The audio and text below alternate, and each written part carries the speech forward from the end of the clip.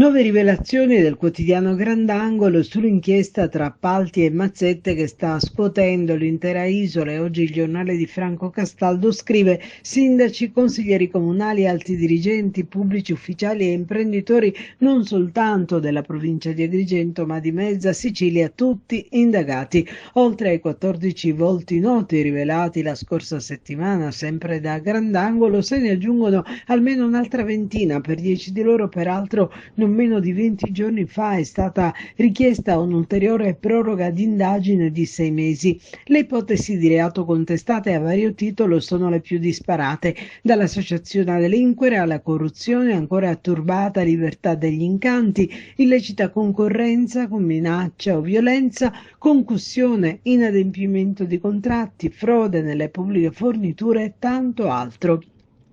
L'inchiesta della Procura, guidata da Giovanni Di Leo, che ipotizza un vasto sistema di tangenti utilizzate per pilotare gli appalti pubblici, si allarga dunque a macchia d'olio. La notizia certamente, scrive sempre Franco Castaldo, non coglierà di sorpresa i più attenti a queste dinamiche, compreso chi è coinvolto, ma la portata dell'attività investigativa condotta dalla squadra mobile agli ordini del vicequestore Vincenzo Perta sembra andare ben oltre i confini territoriali dell'Agrigentino.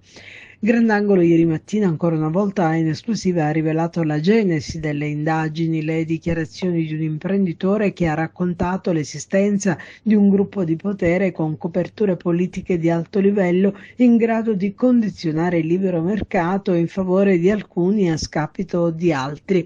Fermo restando la presunzione di innocenza di tutte le persone coinvolte, almeno in questa fase dell'attività, la Procura di Agrigento si è attivata per cercare i doverosi riscontri alle dichiarazioni accusatorie. Dal centro di Licata, epicentro dell'intera inchiesta, si arriva a diritti all'interno dei palazzi del potere dell'isola Cascata. Vengono intercettati tutti, ma proprio tutti, amministratori locali, politici, dirigenti, manager. I colloqui, gli incontri, anche quelli più riservati, vengono registrati. La Procura di Agrigento è pronta a fare la prossima mossa e Grandangolo conclude: la storia continua.